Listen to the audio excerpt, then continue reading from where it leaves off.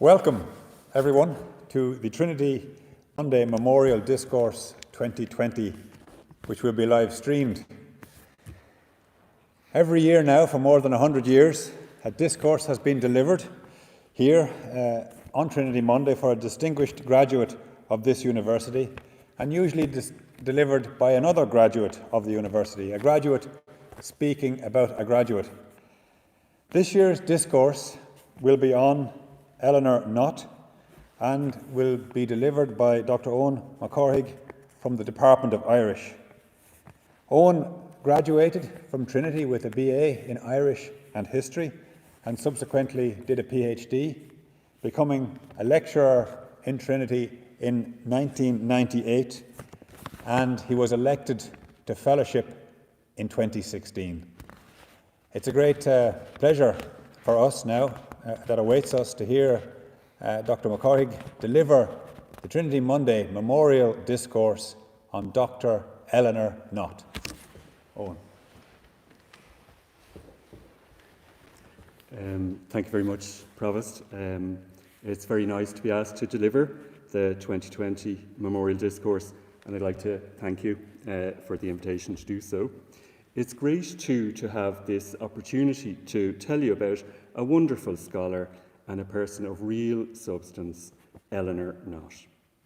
We in Trinity can be very proud of the first 100 years of our Irish department, which has been home to many great Irish language scholars, and Eleanor Knott undoubtedly enjoys pride of place among them. She lived from 1886 to 1975. She was a renowned scholar of early Irish and of early modern Irish. Her brilliance was recognised in her lifetime, and her work is still widely referred to throughout the world. Books she wrote almost 100 years ago are still standard texts, in particular Irish syllabic poetry and the bardic poems of Taidh Dal O'Higgins. She was a trailblazer of women's rights. She started to lecture here in Trinity in 1928, one of our first women lecturers. She became Professor of Early Irish here in 1939, making her one of Trinity's and Ireland's first women professors. She was also one of the group of 4 women elected to membership of the Royal Irish Academy in 1949, when the Academy finally changed its rules to admit women. She worked here from 1928 to 1955. She was initially employed to teach Old Irish for 4 hours a week for £25 a term, taking over Edward Gwynne's Old Irish classes. Gwynne had recently become provost, and this might account for the request in Knott's letter of appointment that before starting this part-time job, she should drop in to see the provost. Her workload was increased to 6 hours a week the next year in 1929, and her pay was doubled to £50 a term. A letter from Provost Gwynne makes clear that this improvement in her conditions of employment was a sort of consolation prize after she came second to Eamon O'Toole in the competition for the professorship of Irish. She was made permanent as a lecturer in 1934, she got a personal chair as a professor in 1939, and she retired in 1955. She's still remembered around college. When Brian McMurray was an undergraduate, he says, she was a very striking figure walking across Front Square, always with her mortarboard on. Kenneth Milne, too, knew her. He knew her very well, and he remembers her as a remarkable and very considerate person. The late and much lamented Barbara Wright studied Irish as an undergraduate under Eleanor Knott. Barbara remembered her as a not-so-wonderful lecturer, and I'm not in the business of hagiography here, but as a great scholar and as a very kind person who was especially supportive of women students. Like all women in college at the time, Knott cuts a slightly marginalised figure. For instance, for the sin of being a woman, she wasn't eligible for membership of the senior common room. She and the few other women lecturers had to slum it in House 6 with the women undergraduates, where the skip, Margaret, would fuss over her and shoo young women students out of her way. Eleanor Knott reached the heights she reached in her life by a circuitous and often difficult route. While her great ability was certainly obvious early in her life, and while her upbringing definitely advantaged her in many ways, few would have predicted that she would achieve so much in her life.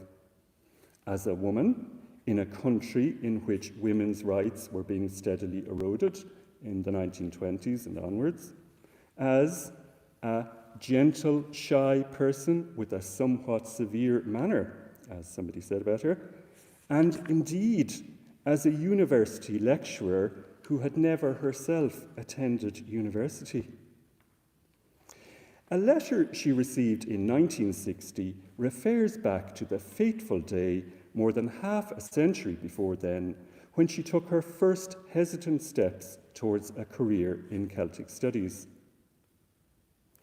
I enjoyed your letter. I like to think of you plucking up the courage to walk to the counter in the National Library amid the imagined critical gaze of the students. Did you then foresee your scholarly successes, your professorship in F.T.C.D, and your assured place among the leading Celticists? I am sure that, even with all your shyness, you had an interior serenity and confidence.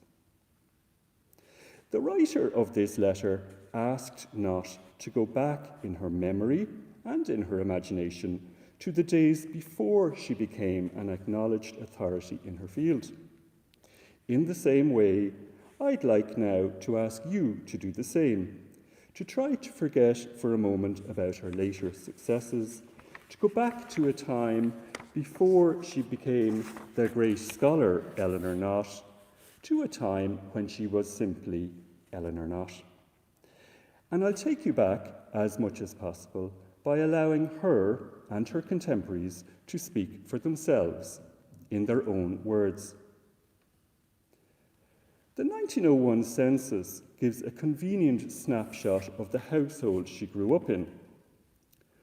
On the night of the 31st of March 1901, there were 5 people in the family home on York Street in off Stephen's Green. The man at the house, Eleanor's father, John Knott, who filled out the form, gives his age as 47, his county of birth as Roscommon, and his rank, profession or occupation as physician, M.A., M.D., C.H.B., and Dip Stat Med, Univ Dub, F.R.C.S.I., M.R.C.P.I., M.R.I.A., etc. Also there on census night 1901 was Eleanor's mother, Philippa Annie Knott, aged 50 and born in Yorkshire. There were 2 children in the house, Eleanor herself, Philippa Marie Eleanor, aged 13, according to the census, and her brother Billy, William Jan Harlow, aged 15, both school children and both born in Dublin. Besides the Knott family, there was also Mary Conyers, classed as servant in the census, from County Westmeath. She was the only Catholic in a household in which everyone else was a member of the Church of Ireland. Eleanor's father was a most remarkable man. He studied at Trinity, among other places, and merits a memorial discourse himself. Fortunately, he's been brought to life very vividly in the work of the noted medical historian, John Lyons, which I will draw on here to give a brief account of him. Eleanor's father was John Freeman Knott, 1853 to 1921. He was from Kilnamanagh parish in County Roscommon. He married young and worked as a landlord's bailiff and as a farmer. He read Goethe and Homer in the evenings. He received private lessons in Latin and Greek, and he developed a lifelong interest in modern European languages. He was, as his biographer says, an uncommon farmer.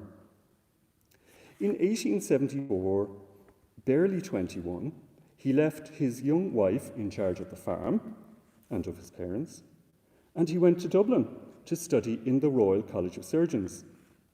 He had a stellar career as a student, but despite his ability and qualifications, not belonging to the medical establishment of the day, he never attained an appointment in a teaching hospital.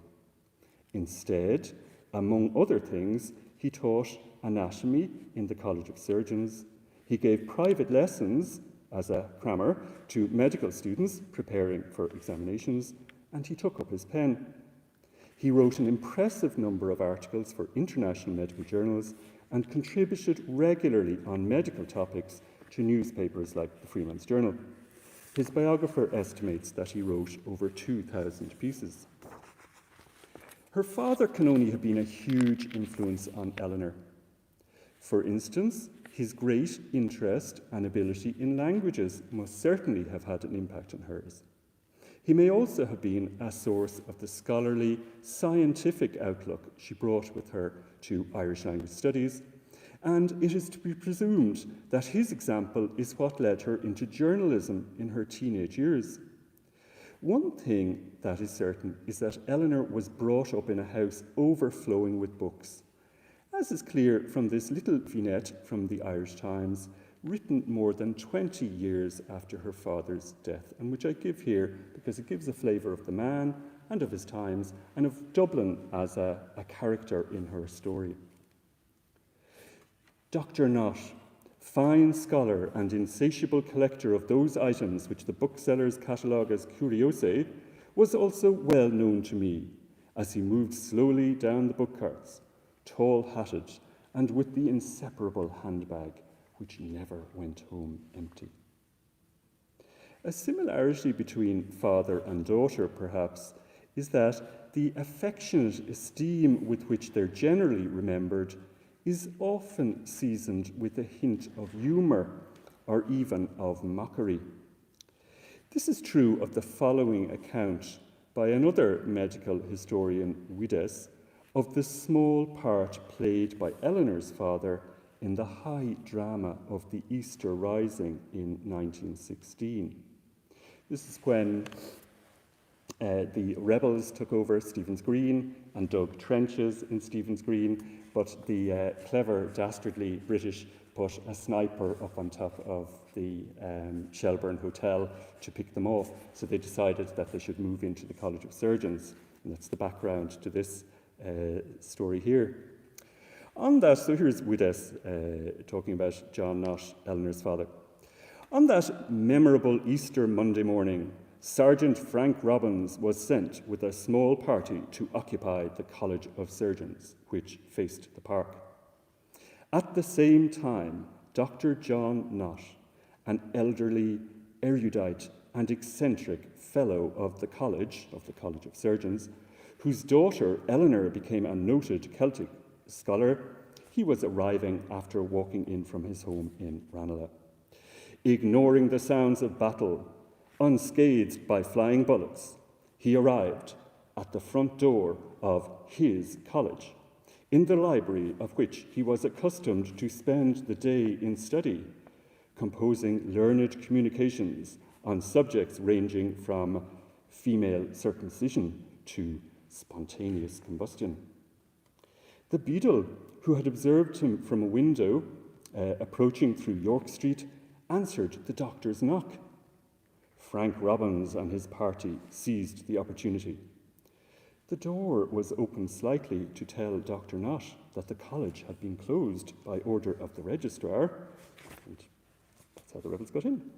But we also have a rebel perspective on Eleanor's father's claim to fame as the man who let the rebels into the College of Surgeons, and it's given by Frank Robbins himself, the leader of the rebel party. Instead of saying the door was opened slightly to tell Dr. Knott that the college had been closed, he gives Eleanor's father a rather less dignified exit from the stage. This is what Frank Robbins said. When we approached the gate of the green, we saw the caretaker of the college engaged in animated conversation with another man in the doorway. When we were halfway across the road, the man in conversation with the caretaker, who we know to be John Knott, Eleanor's father, the man in conversation with the caretaker seemed to be having some trouble. In fact, the caretaker was using some force to get him out of the doorway and was succeeding fairly well. I dashed across the road and shouted to the others to follow. The caretaker gave his companion a push and slammed the door. He failed to shoot the lock home, and the rest is, as they say, is history. John Knott's first wife died in 1879, and 2 years later he married the woman who was to be Eleanor's mother. This was Philippa Annie Balcombe. She was born in Hull in Yorkshire, but her father, a retired British Army Lieutenant Colonel, was secretary to Clontarf Township Commissioners, and she was brought up in Dublin, in the Crescent, Marino. Her sister, Florence, this is Eleanor's aunt, is well known to lovers of Irish literature in English for her romantic involvement with Oscar Wilde and for her marriage to another Trinity graduate, Bram Stoker, who was a neighbour from the Crescent in Marino. And most recently, Florence is a character in Joe O'Connor's wonderful shadow play published last year. Unfortunately, there isn't much information to be found on Philippa herself. This is Eleanor's mother. We're told that she was of Cornish descent and that she encouraged her daughter's early interest in Irish out of a strong bond of sympathy with her fellow Celts. The family papers give an incomplete picture of her, but indicate at least that she had a busy social life. Dear Mrs. Knott, may we call on Monday afternoon, as I know it is your at-home day? And we know too that she was active in amateur dramatic circles in the city. Mrs. Knott is too well known to lovers of the drama in Dublin to need any introduction. There's a similar dearth of information on Eleanor's brother, Billy, who was born in 1884, though there are one or two gems associated with him in the family correspondence. And if you want history brought to life, you should sit down, spend an afternoon reading the Knott papers in the college library or in the Royal Irish Academy.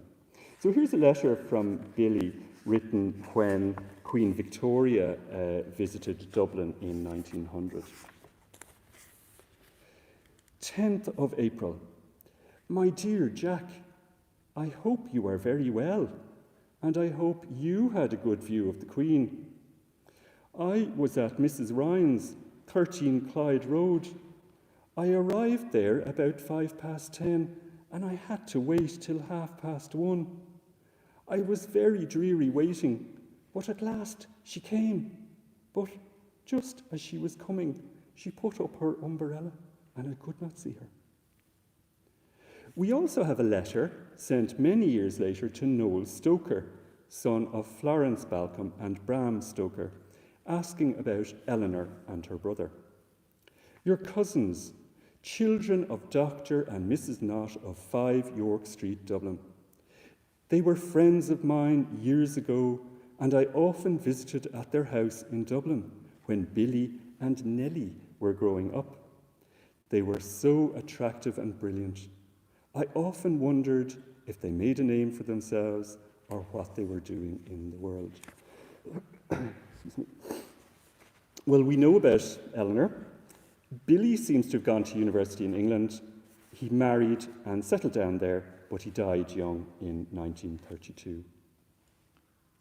Eleanor herself was born on the 18th of November, 1886, and she was baptised on the 30th of January, 1887, in St. Peter's, Church of Ireland, on Ainger Street, just around the corner from the family home on York Street. She received at least some of her schooling in the Abercorn College on nearby Harcourt Street, and she spent all of her working life within walking distance of her childhood home, in the National Library on Kildare Street, in the Royal Irish Academy on Dawson Street, and here in Trinity.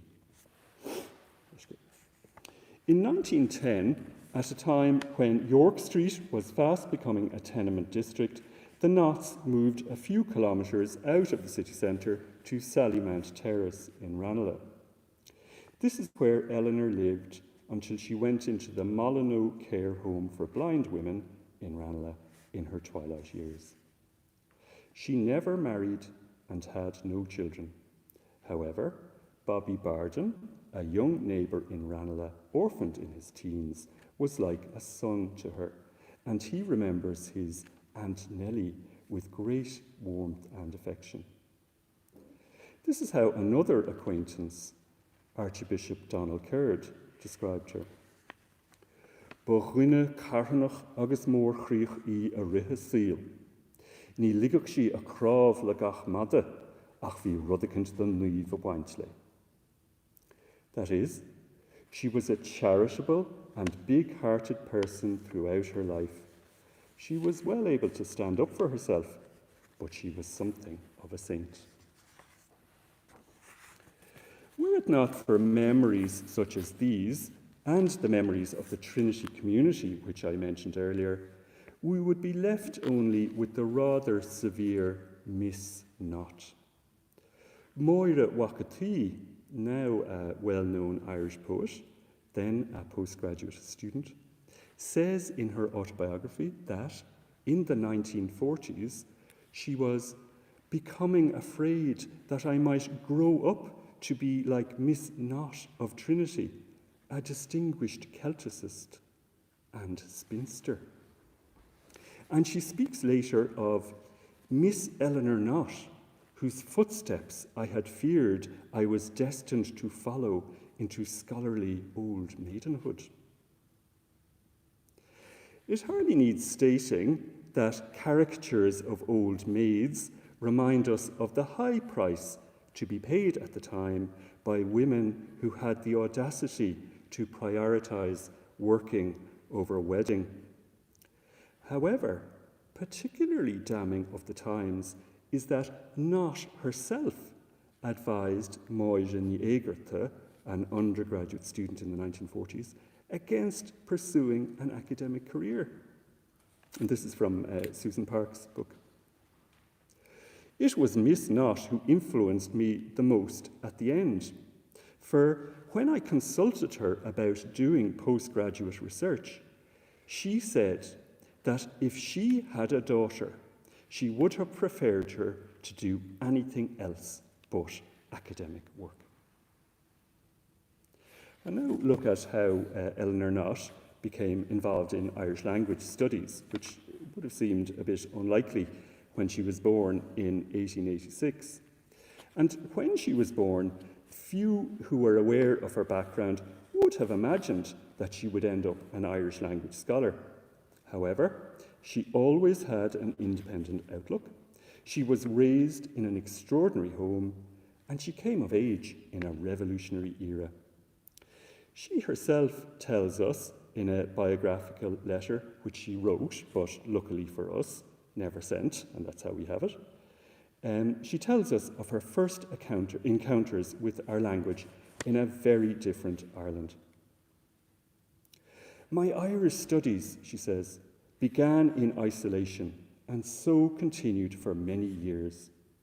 I do not remember the time when I was not deeply interested in everything Irish. I don't think I was quite 7 when I first heard that there was an Irish language, and I remember my pleasure in learning that my country possessed this irrefutable mark of individuality. She was clearly going against the grain, however, and she was a lonely patriot. The first and only person I knew who showed any patriotic feeling was one of my teachers at the Abercorn College, Elizabeth Young. When Irish history was introduced into the secondary schools, she gave the class a short address on the propriety of studying the history of our own country and how shameful it was to be ignorant of it. I do not know if any of my classmates were impressed. I was already saved. To me, it was water in a parched land. She was also alone in her first steps towards learning Irish when she bought a beginner's series published by Conradh na Gaeilge, the Gaelic League.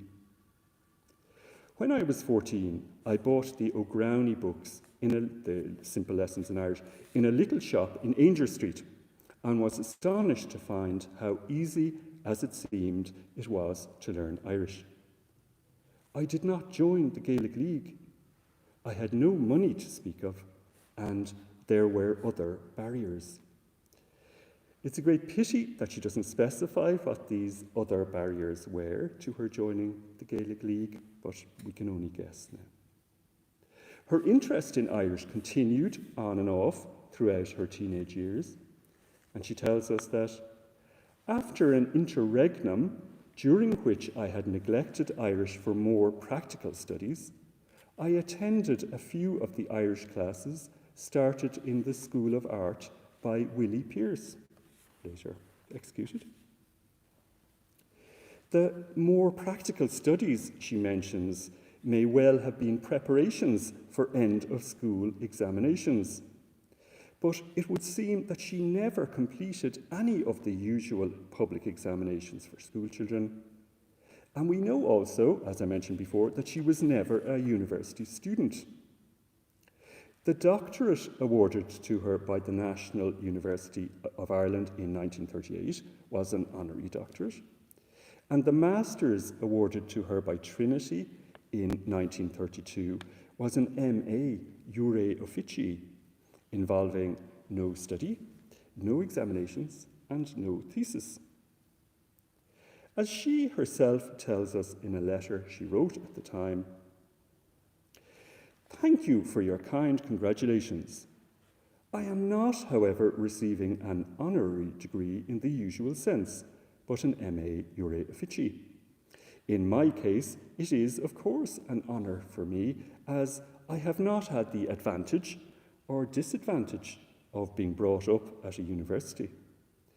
Thus, while in the case of most lecturers it is simply ad eundum, that is a swap with a degree from your alma mater, in the case of most lecturers it is simply ad eundum. In this case there is no eundum to add it to," says, pardon the unsolicited pun. She became quite a prolific journalist in her late teens and early 20s. A large part of her journalistic output is on uncontroversial topics such as folklore and ancient history, and it was published in magazines like Ireland's Own and the similarly innocuous Irish Packet. However, she also wrote for two overtly political newspapers, Sinn Féin and The Irish Peasant, on an almost weekly basis in 1907. Even here, though, it must be said that there was no great virulence in the brand of nationalism she peddled. Here's an example. "It stands to reason that no country can be well governed by another through the post, as Ireland largely has been. And it is a moral impossibility that, from a people so unsympathetic to Ireland as the British, good, healthy government can be derived." Her columns are often like sermons. "A drunkard is no honour to his country. Therefore, let the individual be sober." I know I'm preaching to the converted here. "An idle man is no honour to his country. Therefore, let him be industrious. A dishonest man is a dishonour to his country. Therefore, let him be honest. with the individual Irishman, sober, honest, and industrious, and bringing up the coming generation to be the same, we may safely postpone Aaron's funeral arrangements and rejoice in Ireland, a nation. She was definitely no socialist either, and you'll notice a distinct absence of sympathy for the poor of Dublin in this piece she wrote in autumn 1907. Enter an average tenement room in a Dublin back street. You find the windows tightly closed, the air nauseating, a redundancy of needless furniture and inartistic ornaments. The room will be clean, but the inhabitants will be dirty and slovenly in attire, and idle or unmethodical in habits of work. Go out into the street, and you see young children playing in the gutter. It is not poverty that is at the root of most of the misery in Dublin in 1907. There is a comparatively small amount of real poverty in Dublin, but there is an inordinately large amount of laziness, of dishonesty, of lack of method in life. It was around this time that her life changed direction, taking her away, perhaps thankfully, from journalism, when one day in 1907, in the National Library of Ireland, she overcame her shyness to ask one of the staff there, the scholar Richard Best, for advice. As she herself tells us, I conceived the plan of compiling an Irish Lempriere. Ignorance was no hindrance to my ambition, and after having noted down on scraps of paper the names of the kings and heroes in most of these tales, I decided to seek the advice of Mr. Best, whom I did not know. That was the turning point of my career. He advised me, wisely and kindly, to abandon my projected magnum opus until I should be able to read the original texts. To attend the School of Irish Learning classes, which were about to start in a few weeks, I was given a kind of scholarship. That is, I had no fees to pay. This was certainly a turning point for her, as the School of Irish Learning is where she came into her own as a scholar of Irish. Her brilliance was recognised immediately, and Best said later that his own greatest contribution to the study of Irish was their recruitment of Miss Knott. The word recruitment is apposite. However, rather than being recruited to the mainstream Irish language revival movement, she was being recruited to an offshoot of that movement, an offshoot with an agenda of its own. The School of Irish Learning had such a major impact on the study of Irish that it's difficult to believe now that it was founded as a voluntary organisation to run night classes and summer courses. This is how David Green, later a student of Knott's and later indeed himself Professor of Irish here, this is how he describes the School of Irish Learning. That great nursery of scholars, the School of Irish Learning, which Douglas Hyde and Kuno Meyer had founded in 1903. Hyde had hoped that the new school would provide the revival movement with linguistically sophisticated leaders, but in the event, it was the spirit of Meyer which prevailed, and the most exacting standards of German scholarship were applied to the study of the earlier periods of the language. The School of Irish Learning was the foundation stone on which Knott built her academic career.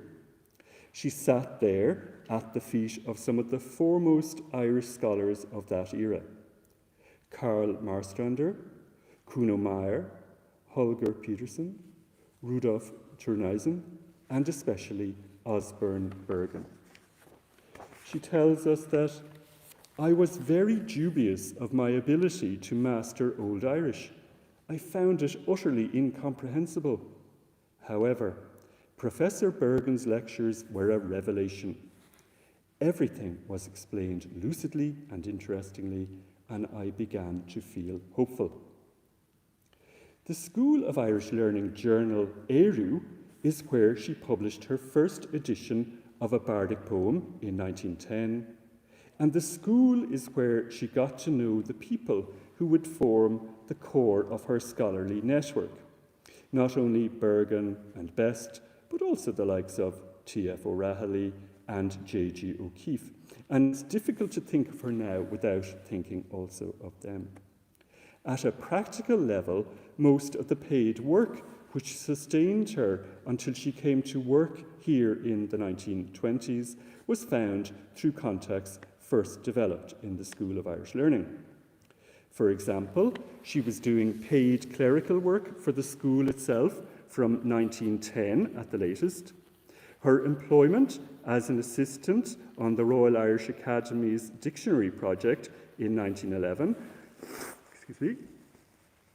also came to her through school contacts, and it was Bergen who recommended her to edit works by An Tathir Padar Ó Laoghaire, which she worked on into the 1920s. She was especially indebted to the School of Irish Learning, this voluntary organisation, for the scholarly values which guided her in her academic life. As early as 1908, when she was just starting to take the School of Irish Learning classes, she had this to say in an article she published. Not until the foundation of the School of Irish Learning in 1903 can Irish studies in Ireland, or indeed anywhere, be said to have been placed on a really scientific basis.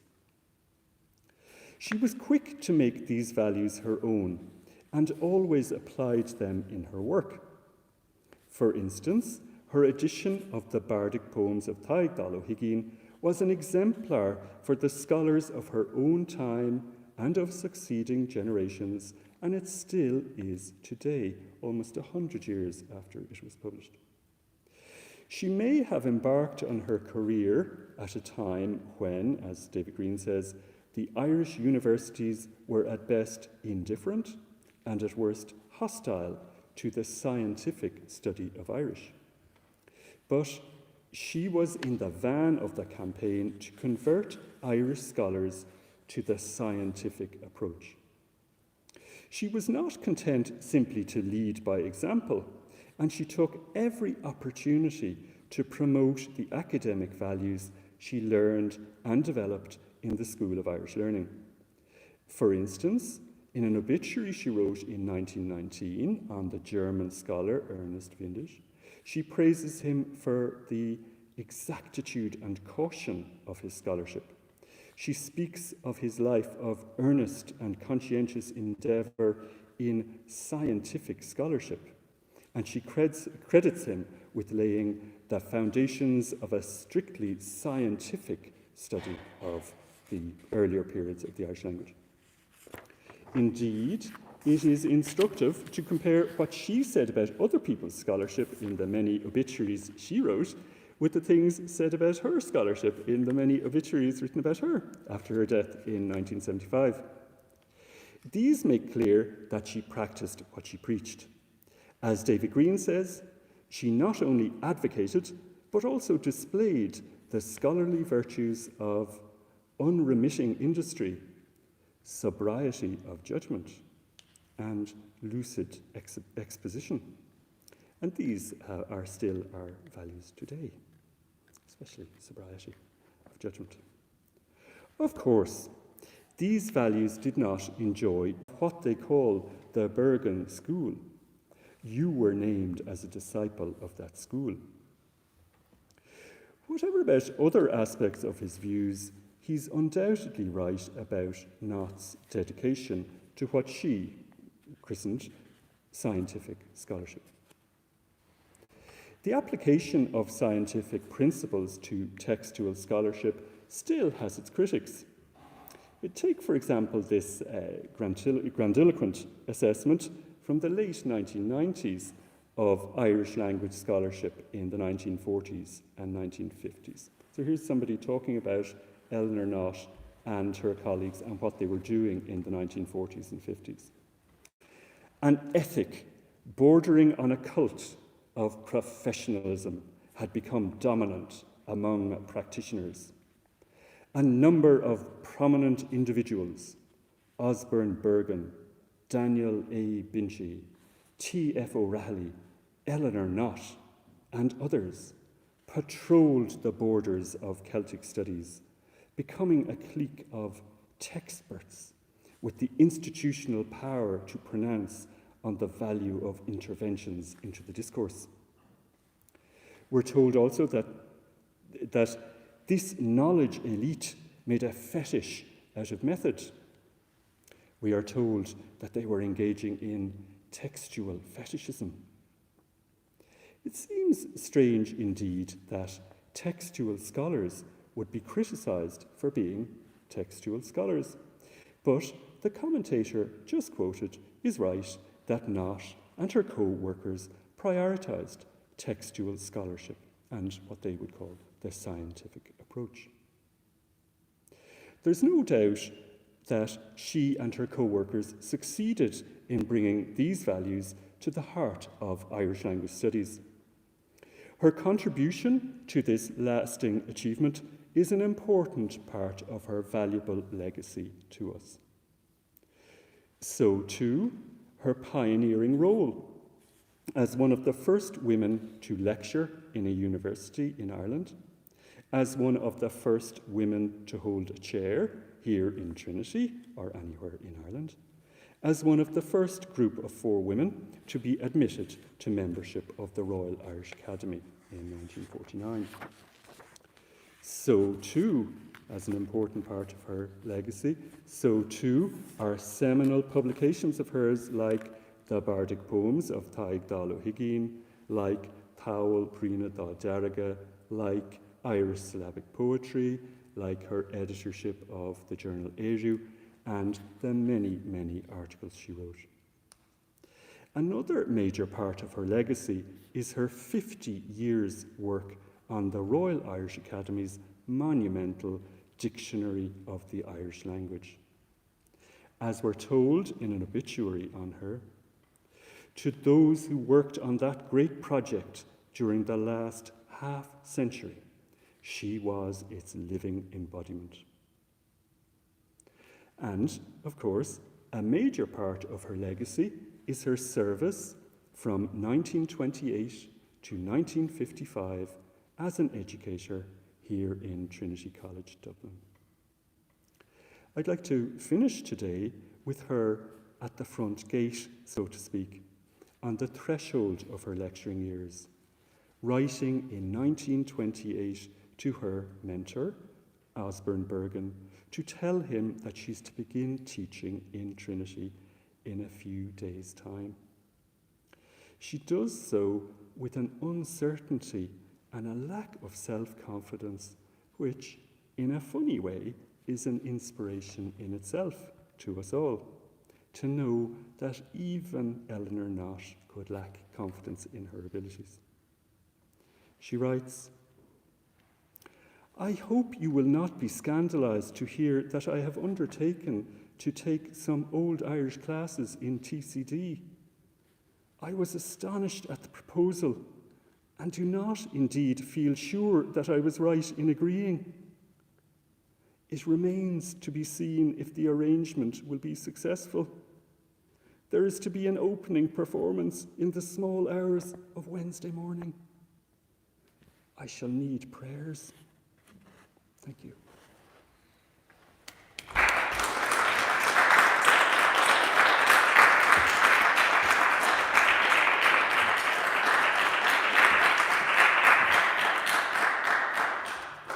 Owen, thank you very much.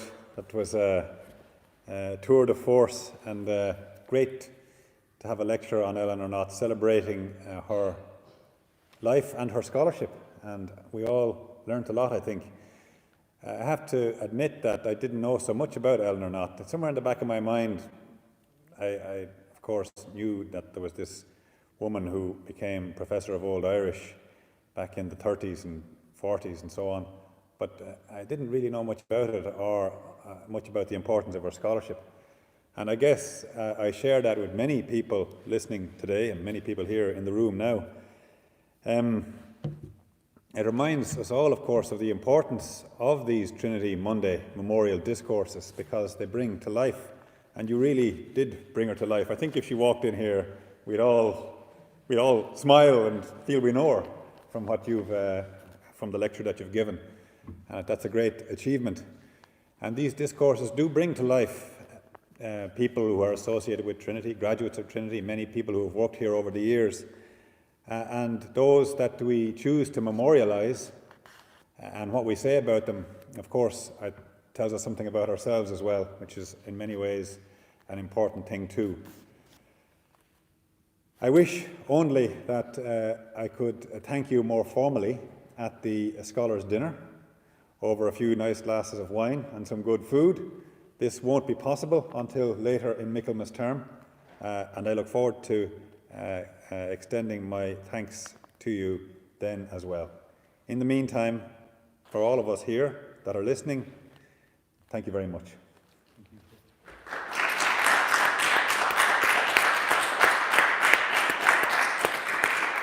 Well done, that was great.